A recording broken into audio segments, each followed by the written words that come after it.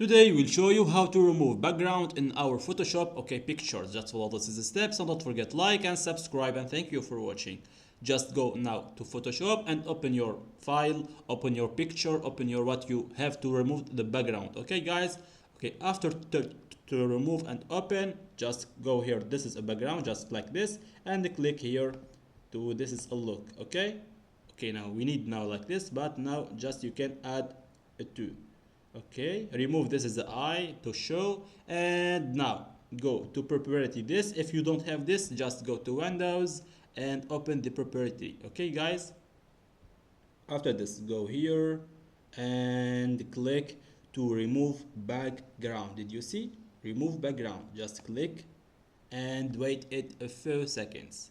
Okay, just only 1 minute. Okay, now we have now removed that this is a background, and we can do everything here. Okay guys, and you can add this, you can add this, it's no problem. This is in our background.